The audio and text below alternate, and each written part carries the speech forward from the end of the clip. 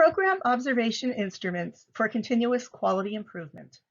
This webinar provides an overview of program observation instruments to support your program's decision-making process. We've added quite a few program observation instruments, or POIs as we will refer to them, to our repertoire over the past 2 years, and we realize that many of you might begin using these as part of your internal assessment process this year. So we want you to have foundational knowledge of them to assist you in your decision-making. This webinar helps you take a deeper look into all of these POIs.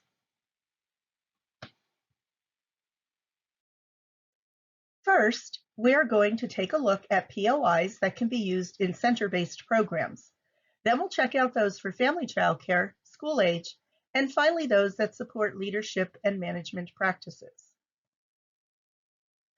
POIs for use in center-based programs include the Classroom Assessment Scoring System, or the CLAS, which can also be used in school-age settings, the Climate of Healthy Interactions for Learning and Development, or the CHILD, the Developmental Environment Rating Scale, or the DURS, and this can also be used in family or group settings, the Environment Rating Scales, or the ERS. These are also for use in family and school-age programs. Additional POIs for use in center-based programs include the Inclusive Classroom Profile, or the ICP, Parenting Interactions with Children, Checklist of Learning linked to Outcomes, and we refer to that as the Piccolo, the Rating Observation Scale for Inspiring Environments, or the Rosie, the Teaching Pyramid Infant-Toddler Observation Scale, the TippyToes, and the Teaching Pyramid Observation Scale, or the Teapot. Let's start with the Classroom Assessment Scoring System, or CLAS. CLAS is an observational instrument which began as a part of a national study in early childhood development. Teachstone was founded in 2008 to deliver the CLAS nationwide and around the globe. Nationally, CLAS is included in QRIS systems in 23 states. Over 200 research studies demonstrate that children in classrooms with more effective teacher-student interactions, as measured by CLAS, have better social and academic outcomes. CLAS was initially developed for use in pre-K classrooms. CLAS is currently used in Pennsylvania to support center-based programs serving infants, toddlers, preschoolers, and school-agers. We follow DHS age ranges, not the listed age ranges in the manuals. Every CLAS observation is conducted in cycles of observing and note-taking that last 15 to 20 minutes. Here you will see the structure of the class. The age levels include infant class, toddler class, pre-K class, and K-3 class. The domain is the broadest category into which interactions can be grouped. The dimension is one facet of a domain that captures a certain aspect of that domain. The indicator defines the categories of behaviors that represent the dimension. And finally, the behavioral markers, which suggest examples of behaviors that might be seen in a classroom. Here are the class domains and dimensions for the infant and toddler class. The darker colors are the domains in that scale, and the ones that are bulleted are the dimensions. Each age level builds upon the previous scale. Here we have the class domains and dimensions for pre-K and K-3. K-3 is the same as the pre-K in structure, but the behaviors associated with each dimension will change as children grow up, reflecting developmental differences by age. They have the same dimensions, indicators, and behavioral markers, but the interactions look quite different, reflecting the growing maturity that occurs as children progress through school and how the complexity of language progresses from pre-K to 3rd grade.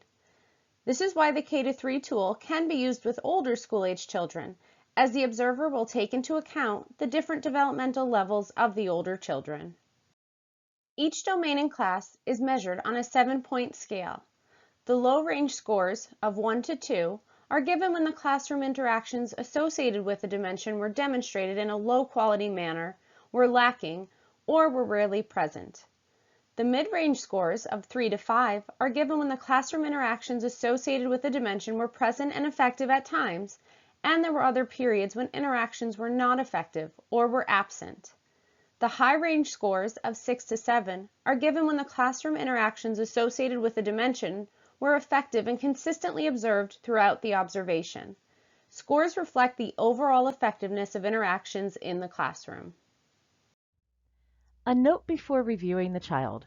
I want to remind you that mental health climate and social-emotional are used interchangeably and are similar concepts. The child is envisioned to be equally beneficial regardless of the terminology. The child is a comprehensive observational assessment developed by a team of researchers at Yale University and designed to assess the quality of social-emotional interactions, verbal and nonverbal, in the preschool classroom. The child was originally created in 1999 as the Preschool Mental Health Climate Scale, and in 2017 was revised into the child. In 2020, it has undergone some additional revisions after reliable child observers provided some additional testing of the tool. Mental health climate refers to interactions among program staff, children, and families.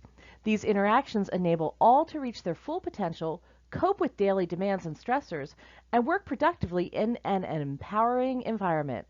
That quote is directly from the Child Manual.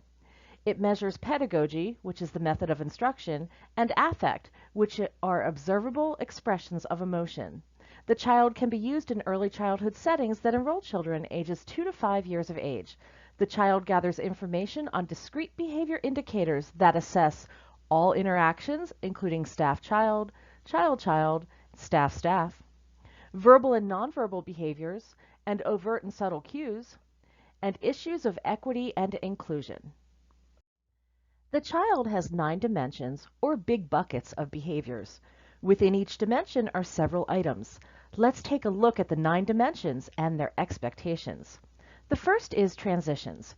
Are they smooth, efficient, flexible, and productive? The second dimension is directions and rules. This looks at behavior management.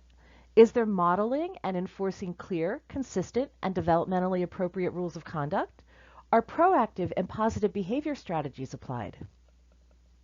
The third dimension is social and emotional learning, which looks to see that emotional literacy is fostered and there are opportunities to talk about feelings, and social problem solving occurs when social conflicts occur.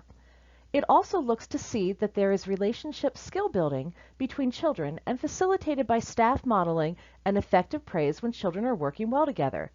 Keep in mind this goes beyond children just getting along. And is there responsible decision making promoted throughout? The fourth dimension is staff awareness, which is monitoring and attunement to overt and subtle signals. This determines whether staff physically circulate around children as a proactive way of reducing challenging behavior, and whether staff notice children's overt and subtle signals for assistance. The fifth dimension is staff affect, which is the emotional state of staff. Do you see positive facial expressions of staff, like smiling and laughter? Do staff display high energy, indicated by their body language and tone of voice? The sixth dimension is staff cooperation. Do you see staff demonstrating teamwork, camaraderie, and genuine enjoyment among themselves? Do staff treat each other with mutual respect? Do staff function like a team and share responsibilities? The seventh dimension is staff-child interactions. Do you observe staff treating children with dignity and respect? Do staff engage children in friendly conversations, getting to know the child beyond the classroom? Are staff warm and affectionate toward the children? Do staff treat children equitably? This is not about fairness, but rather, are all children made to feel they are equally important and valued?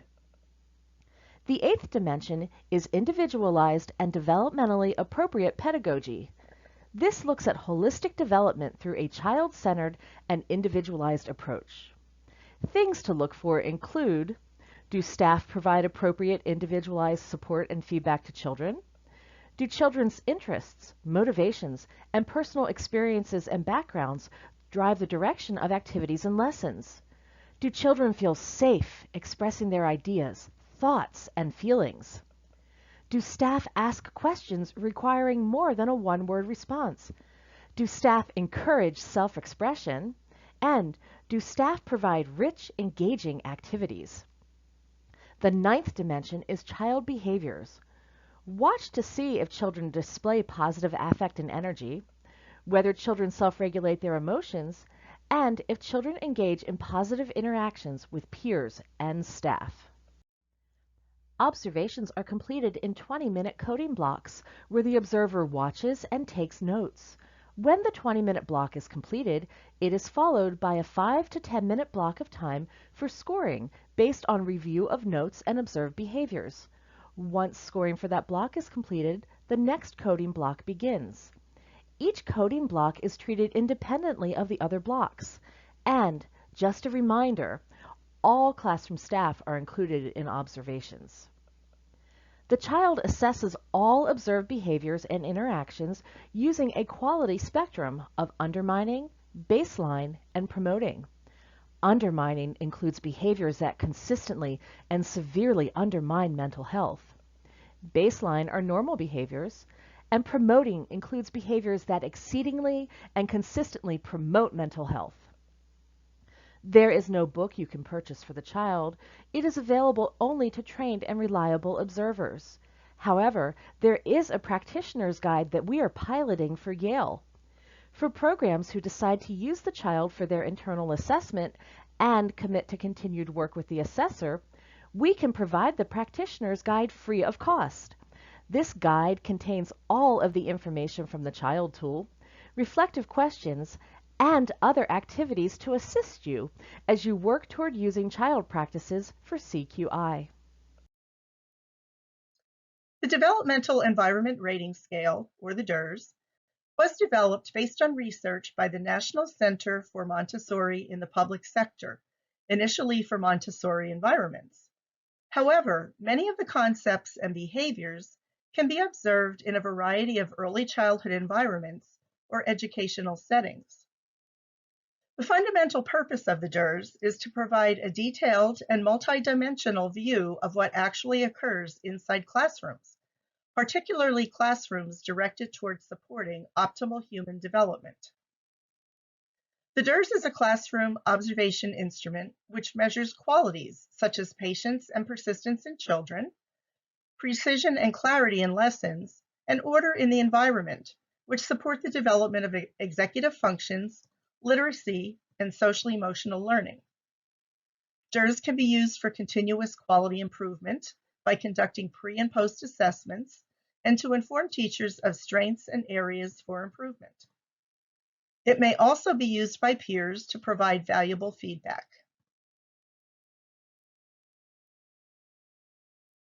The DURS is used in early childhood learning environments where children ages 2.5 to 6 years of age are present. The DURS is a 1-hour timed observation consisting of 60 items broken into 3 observation categories. There are also frequency indicators which must be observed, and the observations are conducted via an app on the iPad. There are 20 items within each category, the categories being adult behaviors, child behaviors, and environment.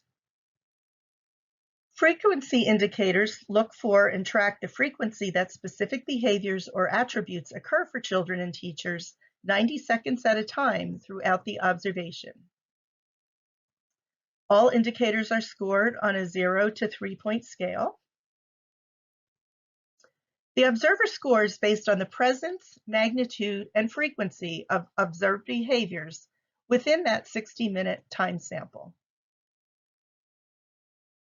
There are 3 categories of behaviors or practices that are measured within the DURS.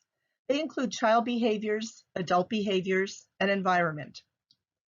Some examples of child behaviors include work as a prop. Work as a prop means that children are not really engaging in their work, but they're manipulating only with the appearance of engagement. We look to see whether children are disrupting. Are they shouting or pushing or throwing materials or furniture? Are they engaging in any behavior that is destructive or demeaning? We also look for joy. Are children smiling and laughing and singing? Do they appear to be comfortable in the classroom? Are they peaceful? Do they demonstrate satisfaction with their work? We also look to see that children are caring for the classroom. We look to see if they're spontaneously pushing in chairs or tidying shelves. We also look for conversation. We listen for that hum of conversation and the volleys of communication going back and forth. We look to see if children are initiating work. Are children choosing work without adult direction, and are they independently locating a place to work? Do they transition without adult direction? We also look to see if any children are appearing to be frustrated. Some adult behaviors include interrupting concentrating children. Do we see teachers or adults approaching children who are obviously concentrating and then interrupting their train of concentration? Do we look for loud didactic talk, voices that can be heard above children? The voice is mannered and focused on telling rather than discussing. And it's commanding rather than inviting engagement. Are teachers calling across the room rather than moving toward the child, or calling or shouting across the room to other adults? Do teachers model social graces, such as pragmatic social language, saying please and thank you and excuse me? Do they model the gestural elements of social graces, such as pushing in chairs or stepping aside to allow another to pass? Are teachers instilling a sense of wonder in children? Are the lessons presented as invitations to discover something exciting? Are adults communicating genuine curiosity? And do adults lead with open-ended questions? We also look for adults encouraging collaboration among children, looking for large projects requiring group work, and is that encouraged? We're looking for adults who actively suggest children work together. We also look for friendliness with error. Friendliness with error means that adults refrain from intervening when a child is about to make a mistake. It means that they communicate respect for the process of trial and error, and that they encourage children to embrace potential learning from error. And then finally, we have the environment. One of the components in the environment is food. So we're looking to see whether children share snack together. Is lunch taken to the classroom? And do children prepare and clean up food as part of the daily routine? We also look to see if there is excessive reliance on digital technology. Are children receiving instruction via computers? Is whole group instruction delivered with help from smartboards and computers? And is the children's time taken up with individual computer-based activities? We also look for clutter. Clutter in the environment means that there is overstimulating wall decor, or there are redundant materials, materials without a purpose, or a lack of attention to order. We also look to see whether there are real tools and real work. Do children have access to working child-sized real-life tools, which might include scissors, rakes, brooms, or knives when appropriate? And are activities requiring the use of real tools in use, such as gardening, washing, ironing? We look for curated decor. And curated decor means that the wall decor is carefully selected with a focus on fine art, rather than commercial posters or student work. Does the decor reflect a variety of cultures and heritages? And we also look to see if the decor creates a warm, comfortable, and home-like environment. We also look for cleanliness. We're looking to see if shelves and tables are free of dust.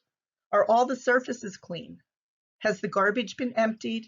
And are whiteboards or chalkboards clean? So that's just a sampling of some of the practices that the DURS measures. The first three domains listed on this slide are aspects of executive function. The last two are important developmental skills, which are themselves influenced by executive function. Research has shown that executive function, which is the neurocognitive function which enable us to pay attention, control behavior, and think flexibly, as well as deep literacy and social emotional learning, are key developments which can be nurtured in classrooms and are highly predictive of academic and life success. Initiation and concentration is the ability to focus. It's being alert. It's orienting. Inhibitory control is the ability to screen out distraction, resist impulses, and shift gears when necessary. And working memory is relating one idea to another, holding and updating information at the same time. Linguistic and cultural fluency is proficiency in spoken and written language in a cultural context. And finally, social fluency and emotional flexibility. This means that you can respond to social cues, that you understand emotions, and that you recover from disappointment. This is all information from the DURS website explaining why the DURS focuses on these 5 outcomes in the expectations within the scale. One of the first options available for program quality assessment, the environment rating scales are probably the most familiar observation instrument for Pennsylvania early childhood education professionals. Used throughout the United States for quality improvement and research work, the ERS instruments have been translated into multiple languages and are used internationally to support research and quality initiatives in more than a dozen countries. PA position statements for the environment rating scales add clarification that aligns use of the scales with Octel-defined age groups. Although the Pennsylvania Key Program Quality Assessment Team has participated in the field testing and validation of all 3 third editions of the ERS scales, only the ERS 3 is currently being used in Keystone Stars. Some programs might be using the ERS 3 or even the FECRS 3 in partnership with non-STARS CQI initiatives. An ERS assessment typically includes 3 to 4 hours of classroom observation that considers the comprehensive experience of children during a typical program day. You might think about the ERS as a wide-angle lens, capturing information about all of the different interactions, activities, and environments that children experience. The ERS is a point-in-time assessment that provides feedback on staff practices and children's experience as they are observed during the point-in-time assessment. The ERS-R, ERS-R, FECRS-R, and SACRS-U include a post-observation interview with the teacher to capture information about unobserved practices and policies. These follow-up conversations typically last 20 to 30 minutes.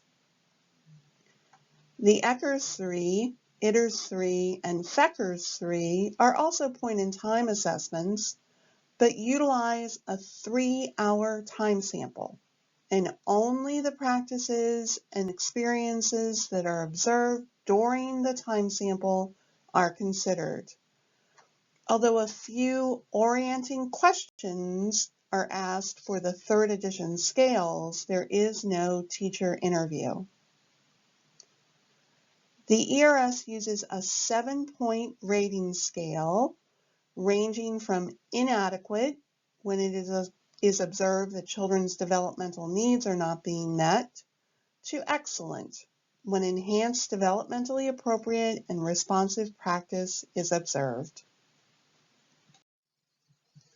The variables considered by the ERS have been shown to effectively predict program quality, and the wide-angle lens perspective of an ERS assessment supports ongoing decisions around professional development and continuous quality improvement and can inform conversations about the use of additional program observation instruments.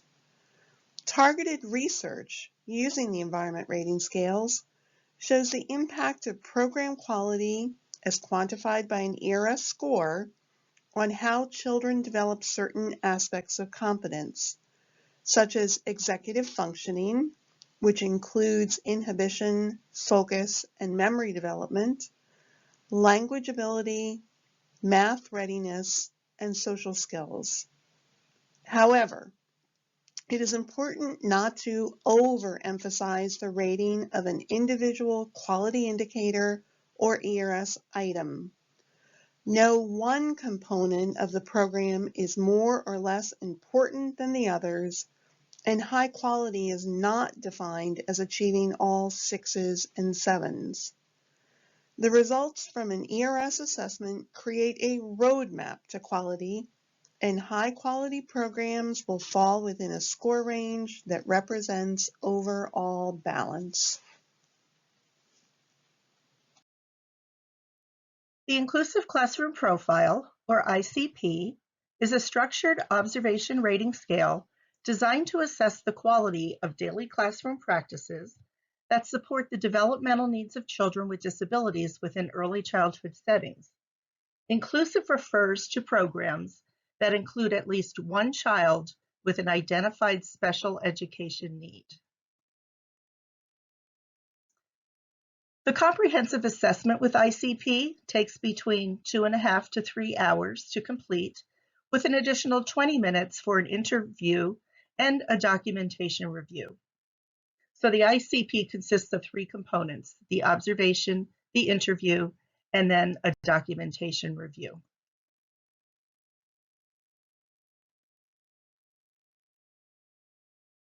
The ICP uses a 7-point scale similar to ERS, and the ICP considers the following items: the early learning environment, the space and play materials, the equipment.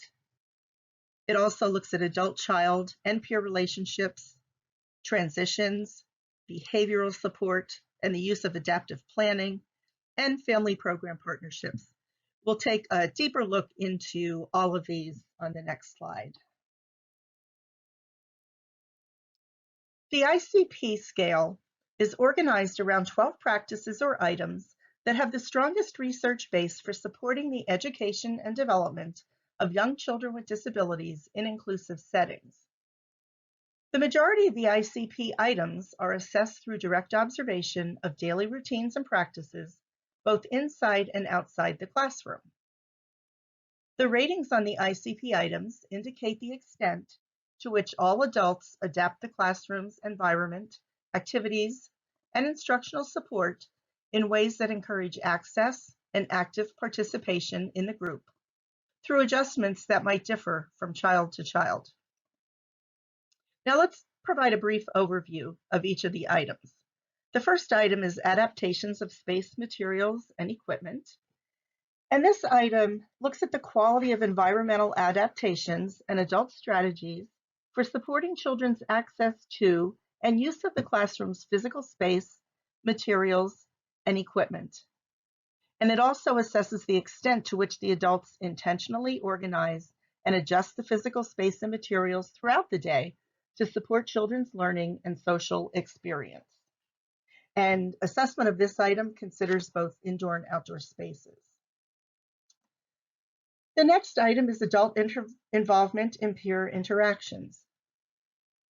This item assesses the quality of activities and strategies implemented to support children's social experience and development of positive, sustained relationship with their peers.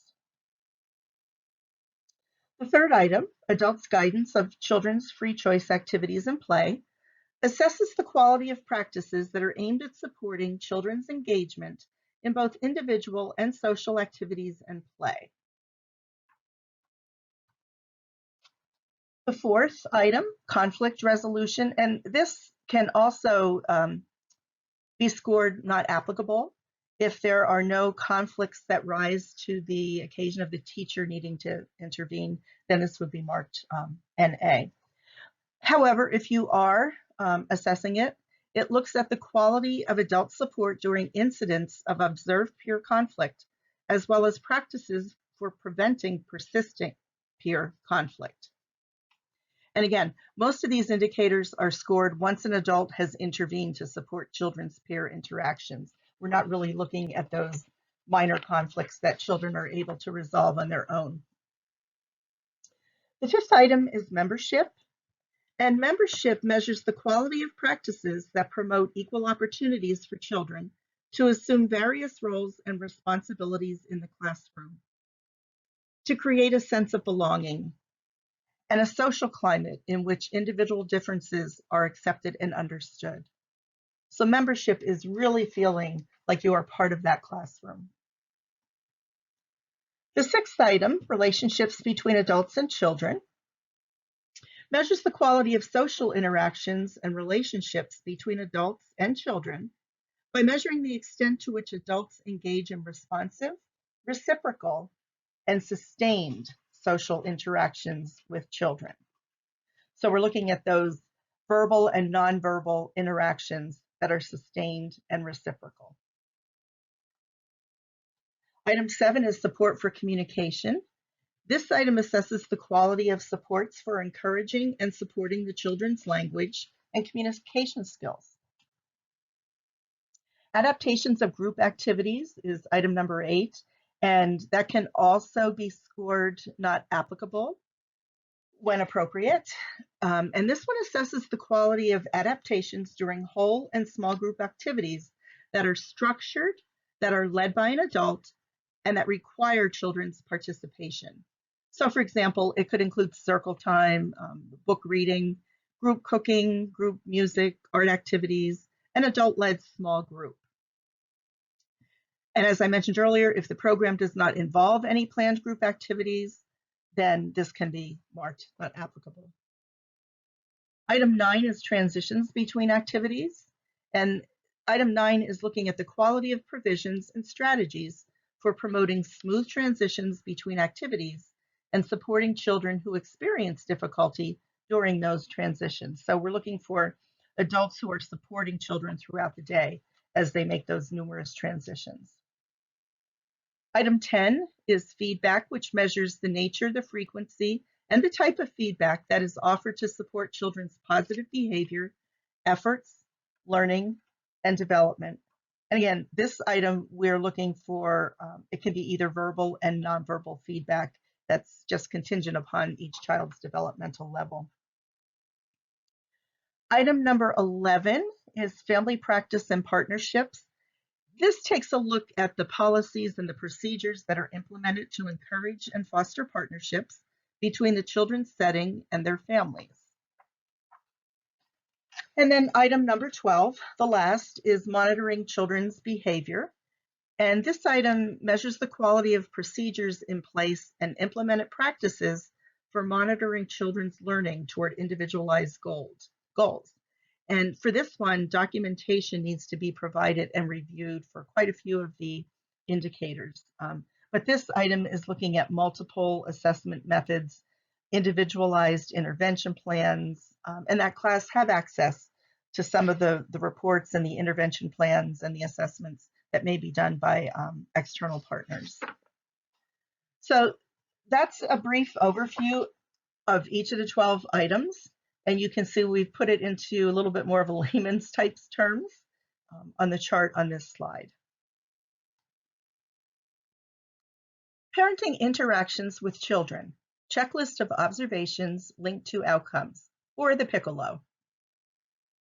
The Piccolo focuses on interactions between adults and children. The original design of the Piccolo was for programs such as Early Head Start and Parents as Teachers, to help parents increase the behaviors that support children's early development. It shows what parents are comfortable doing with their children in the presence of other people and what they think is important. The Piccolo can help early childhood professionals provide feedback about positive parenting. However, emerging research also indicates its use in observing teacher behaviors and interactions with children. Within the current Keystone Star structure, the Piccolo in meeting expectations for the STAR standards would be used for those teacher behavior and interactions with children, and not the teacher doing the parent observation. Piccolo is used in classrooms where children ages 10 to 47 months are enrolled, and it is based on a 3-point scoring system, which makes it easier to score. The points are 0, 1, and 2, with 0 meaning that the observed Piccolo behaviors are absent or there's no evidence that they do occur. At a 1, those behaviors are barely present. There may be some brief behaviors that are observed though. But at 2, those behaviors are clear and strongly present. Now the Piccolo takes about 10 minutes to complete, and it's looking at 29 observable behaviors across 4 domains that look at the cognitive, social, and language development of children. Those 4 domains are affection, which is warmth, physical closeness, and positive expressions toward the child. The second domain is encouragement, which is the active support of exploration, effort, skills, initiative, curiosity, creativity, and play. The third domain is responsiveness, which is responding to the child's cues, emotions, words, interests, and behaviors. And finally, the fourth domain is teaching. And this means teaching through shared conversation and play, cognitive stimulation, explanation, and questions. Now, we said that the child's social, cognitive, and language development is looked at in those 4 domains. So to review, the social development includes attachment, self-regulation, and positive social interactions. Cognitive development includes exploration, problem solving, and reasoning. And finally, language development includes communication, vocabulary, emergent literacy. Overall, the Piccolo is rather easy to learn and use. Rating observation scale for inspiring environments, or the Rosie. The Rosie examines a classroom's level of aesthetic beauty through a lens of nature, color, furnishings, textures, displays, lighting, and focal points. The Rosie considers the function, adaptability of the space, and the dynamic needs and interests of those who inhabit the space. The Rosie is based on 7 principles of design. Let's take a look at those principles now. The first is nature inspires beauty. The classroom should reflect the wonders of nature that surround you. As children interact with nature, they deepen their understanding and appreciation of their roles as caretakers of this planet. The Rosie supports living things in the classroom, nature being used in sensorial and creative experiences, and nature displays. The second principle is color generates interest. The proper use of color can create a mood, define a space, and should reflect children's homes and communities. It can also be overpowering, confusing, and overstimulating. Neutral background with a few well-chosen accent colors that create interest are most appropriate in classrooms. Some expectations in this principle of design include that the accent colors are present and limited to no more than 3 colors and repeated throughout the room. It also includes that accent colors are integrated in the classroom through paint, fabric, natural materials, and unconventional or authentic objects. For example, those could be child-painted tiles or a wall-mounted scarf. The third principle of design is furnishings define space. Furnishings that define classroom space are authentic and properly sized and placed. This increases children's quality and depth of play. The Rosie suggests that the home living center's table is set, that all dolls are clothed, and authentic materials are in dramatic play. It also suggests that there are designated areas for building and that authentic items are added. Children have personalized areas or items by creating their own cars, buildings, or neighborhoods with various materials. The fourth principle of design is texture adds depth. Texture offers visual interest and depth and provides children with unusual tactile experiences, allowing them to sharpen their observation skills and fine motor abilities through the languages of weaving, sculpture, and textile. Some practices supporting this design item include authentic items in each center and a large authentic furniture piece, such as a wooden dresser, an upholstered chair, or maybe a hanging lamp.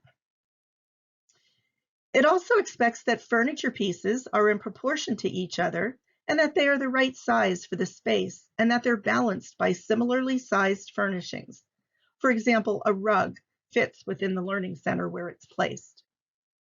And the Rosie also expects learning centers to be defined by positioning furniture and rugs at unique angles with the rest of the room. The fifth design principle is displays enhance environment. By eliminating clutter, arranging storage materials, and highlighting children's work, the classroom becomes a backdrop to honor all who occupy the space. Observed practices for this design item might include that most wall displays are in commercially produced frames and are appropriately grouped together according to topic, size, style, or subject. All furnishings and cabinet doors are free of paper clutter, and required paperwork is displayed on magnet, bulletin, cork, or wall boards located in designated areas, and that displays are visible on several surfaces. The sixth principle of design is elements heighten ambiance. Multiple sources of light create an ambiance of relaxation and contemplation. By using multiple sources of light in supportive ways, children are able to interact creatively with others and the environment. What might we see in a classroom to support this design principle? Well, let's look for shadow play elements that are used intentionally by children, or sounds that are used intentionally, sounds that are multicultural and include sounds of nature, or objects on windows that are transparent, items that are placed on windowsills that do not block the light, and light is used as an educational tool, such as using crystals.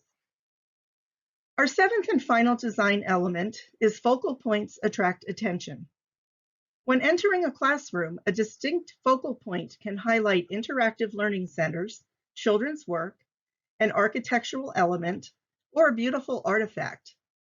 Some things you might find in a classroom relating to focal points include that the first area evident upon entering the classroom is a learning center with all shelving units facing forward or perpendicular to the entry. You might see an interactive focal point geared towards children and that it is evident upon entering the classroom and that a unique element is incorporated, such as a buffet.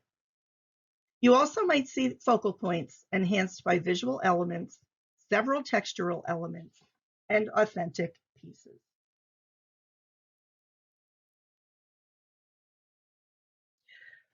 Unlike most other POIs, the Rosie does not expect children to be present when observing and scoring. The Rosie is conducted in preschool classrooms, and it takes approximately 2 hours to complete. The Rosie is rated at the sprouting level, the budding level, and the blooming level. The sprouting level means that you are beginning to understand the principles of designing aesthetically beautiful spaces. Although your environment has started the growing process, time and nourishment are needed to develop into flower beds. At the budding stage, you are becoming more competent at creating inspiring spaces. As your knowledge increases about design principles and aesthetic components, your environment continues to develop into a cluster of buds. And at the blooming stage, you have reached your fullest potential in designing beautiful and inspiring spaces for children. What is the Teapot? The Teapot measures the implementation of classroom practices associated with promoting young children's social-emotional competence and addressing challenging behaviors in the preschool classroom. Although designed for use in classrooms using the pyramid model for promoting social-emotional competence in infants and young children, It can also be used to measure practices associated with the pyramid model, even when the pyramid model is not implemented. The assessment is 2 hours for the classroom observation, 15 to 20 minutes for the interview with the teacher, and 30 to 45 minutes for scoring. The Teapot contains 14 items in the Key Practices subscale. These include information about schedules, routines, and activities. Transitions between activities are appropriate. Teachers engage in supportive conversations with children. Promoting children's engagement. Providing directions. Collaborative teaming. Teaching behavior expectations. Teaching social skills and emotional competencies. Teaching friendship skills. Teaching children to express emotions. Teaching problem solving. Interventions for children with persistent challenging behavior. Connecting with families, and supporting family use of the pyramid model practices. Red flags include things like children spend the majority of the day in teacher-directed activities, chaotic transitions, children are not engaged, teacher talk is mostly directive or reprimanding, activities are not prepared upon children's arrival, children reprimanded for problem behavior or expressing emotions, children threatened with negative consequences. Emotions are not discussed. Interactions are rarely encouraged. Directions are not individualized. Children told what not to do. No clear boundaries for learning centers. Large, wide open spaces in the classroom. Children requested to be removed from the room if persistent challenging behavior occurs. Comments about families that are focused on the children. And children restrained when engaging in problem behaviors, challenges they present, or during their lack of interest. The scale includes a section on using effective strategies to respond to challenging behavior. This item is only scored when challenging behavior is observed during the observation. Key points to remember when using the Teapot for assessment. During the assessment, the observer must observe the following: centers or free play, at least one teacher-directed activity, and transitions between activities. The observation does not include outdoor play or meal times. Although the focus is primarily on the lead teacher's behavior, all adults are considered. The interview takes approximately 20 minutes and includes discussion on practices that cannot be observed. A script is provided for questioning. There are several benefits to using the Teapot. It ensures effective implementation of the proven PBIS-based pyramid model and the practices associated with it. It supports professional development efforts in center-based preschool settings. It strengthens the practices of individual teachers or caregivers, classroom teams, and the overall program. It monitors the success of quality improvement initiatives, and using the Teapot can build a foundation for social-emotional competence in the critical first years of life. Results from using the Teapot can be used to reinforce interactions that promote social-emotional competence in young children, implement strategies to prevent and address challenging behavior. They can be used to guide training and coaching for teachers, and to compare implementation across early childhood classrooms, teachers, and programs. What is the TippyToes? The Teaching Pyramid Infant Toddler Observation Scale, or TippyToes, is an assessment instrument designed to measure the fidelity of implementation of practices in the pyramid model. Although designed for use in classrooms using the pyramid model for promoting social-emotional competence in infants and young children, it can also be used to measure practices associated with the pyramid model even when the pyramid model is not implemented. It is relevant in a variety of infant and toddler classroom settings. It can be used to reinforce high-quality practices that support social-emotional development and behavior in infants and toddlers. It's used in classroom settings where children ages birth through 3 years are enrolled. The TippyToes takes 2 hours for the classroom observation, 15 to 20 minutes for a teacher interview, and then 30 to 45 minutes for scoring. How does the TippyToes support continuous quality improvement? Well, the TippyToes measures how well your program staff is fostering responsive, nurturing relationships with children and promoting strong social emotional development in their earliest years. The use of the TippyToes provides similar benefits to the Teapot, and it can be used for CQI in a similar manner to the Teapot.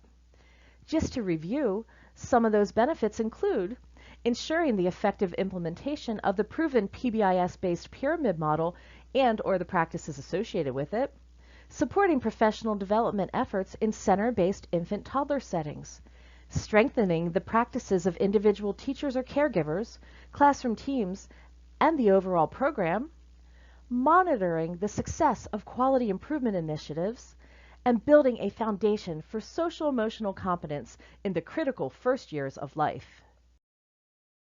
Now let's review those program observation instruments that are used to measure program management and leadership practices, namely the Program Administration Scale and the Business Administration Scale.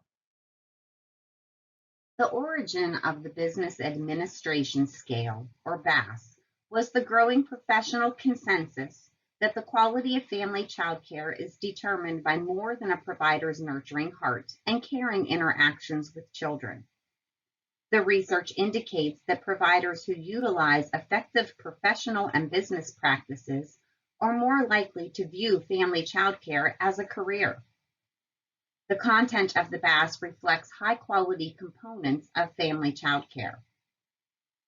The BAS is a reliable and easy-to-administer tool used for measuring and improving the overall quality of business and professional practices in family child care settings. It measures quality on a 7-point scale in 10 items and generates a profile to guide program improvement efforts. Some examples of the items in the scale include qualifications and professional development of the provider, review of the work environment, record-keeping practices, and marketing and public relations tools. The BAS scale can be used as a self-assessment tool for providers or as a formal assessment tool conducted by a trained assessor. It is comprised of approximately a 1-hour interview with the provider and an additional 3 to 5 hours for review of documents. It involves a brief tour of the family child care home, both indoor and outdoor child care spaces, space used for meeting with parents, any additional space designated for conducting the family child care business.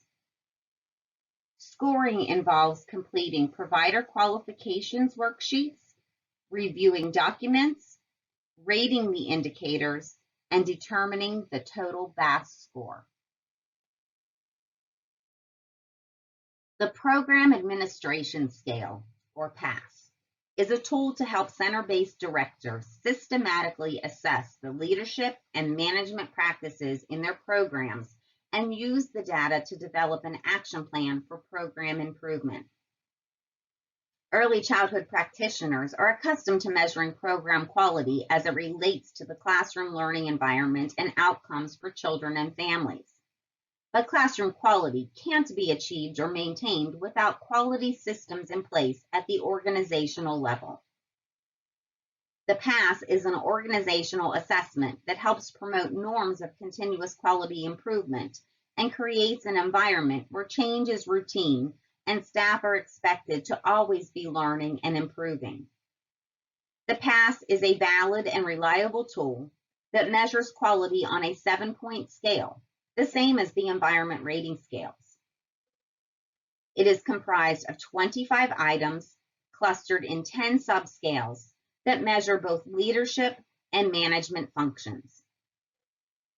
A brief overview of the subscales and indicators includes that the PAS promotes regular review of policies and practices, such as orientation procedures, salary scale, risk management plan, mission and vision statements, and strategic business plans. It promotes continuous assessment of current practices, such as assessment of your orientation process, regular performance appraisals, observations of children's development, program evaluation by parents and staff. It promotes working and collaborating with other stakeholders to develop and review documents that provide structural support for practices in the center. A need for staff to work together to plan curriculum, collaborate with the community, and deal with center-wide issues. The PASS scale can be used as a self-assessment tool or as a formal assessment conducted by a trained assessor. It's comprised of approximately 1 to 2 hours of interview with the administrator and an additional 3 to 5 hours for review of documentation. It involves a brief tour of the facility, including the indoor and outdoor environments and any space specifically designed for families and staff. Scoring involves completing the administrator and teaching staff qualification forms, reviewing documents, rating the indicators, and determining the PASS score.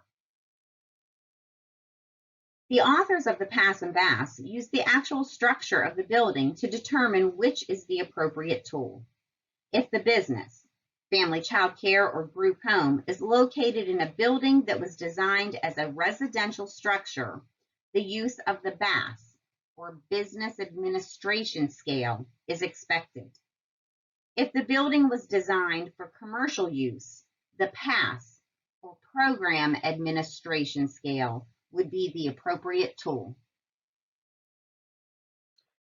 Now let's review the program observation instruments for use in school-age settings in Pennsylvania.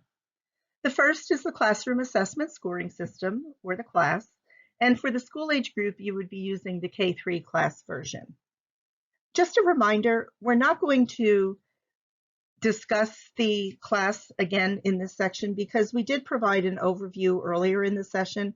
I would encourage you to revisit that section for some general class information.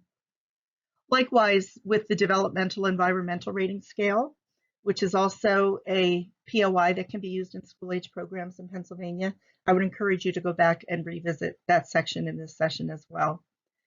The third POI for use in school-age settings in Pennsylvania is the School-Age Environment Rating Scale Updated, or the SACRS-U. Once again, I would direct you back to the Environment Rating Scale section. And then the fourth is the School-Age Program Quality Assessment, or the SPQA. So let's hear a little bit more about this newer program observation instrument. School-age program quality assessment. We will discuss the school-age PQA specifically in this section, since SACRS-U and Class K-3 were discussed prior. The school-age program quality assessment, developed by the David P. Weichert Center, evaluates and promotes program quality in the after-school world. Based on the Youth Program Quality Assessment, which was validated in 2004 for use with middle school and high school programs, the school-age PQA focuses on assessing elementary programs with children in grades K to 6. Each domain contains items that focus on specific elements of best practice. These include safe and supportive environment, interaction and engagement, youth-centered policies and practices, high expectations for youth and staff, and access. There are 3 pieces to the school-age PQA. The handbook describes how to assess your program and use the data you produce. Optional Form A, Program Offering Items, is used to evaluate the quality of the program's youth experiences through observations of actual activities. And finally, Optional Form B, Organization Items, assesses the organizational features of the program, such as policies and practices, staff development, and strategies for program improvement. Evidence is gathered through observation and interview for each item. Scoring is based on a 5-point scale where there can be a score of 1, 3, or 5. Included are links to learn more about the school-age PQA and information on downloading a copy free of charge. Finally, we have the program observation instruments for family child care programs. We have the Developmental Environment Rating Scale, or the DURS, the Family Child Care Environment Rating Scale Revised, or the FICRS-R, and the Parenting Interactions with Children Checklist of Observations Linked to Outcomes, or the Piccolo. Now, we're not going to review any of these three because we did provide an overview earlier in the session, but I do encourage you to go back and review that information. This concludes our overview of the 12 program observation instruments that are currently approved for use in Pennsylvania programs participating in Keystone Stars.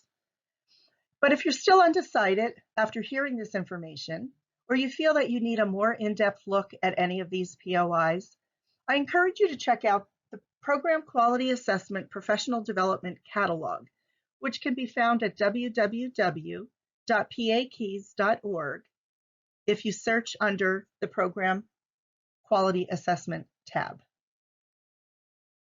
These next two slides include information on websites and resources for each of these 12 program observation instruments. So if you'd like some additional information either on the POI itself or the entity who is involved with the development of it, you can certainly visit any of these websites found on this slide. And once again, here are the website resources for the remaining 4 POIs. In closing, the Program Quality Assessment team would like to thank you for taking the time to view this webinar and to understand the options that you have available to you for your internal assessment. If you have any additional questions after viewing this webinar, we encourage you to contact a program quality assessor for additional information or clarification. And a list of those assessor contacts can be found in the Program Quality Assessment Professional Development Catalog, which again can be found at www.pakeys.org. And I thank you once again for your participation.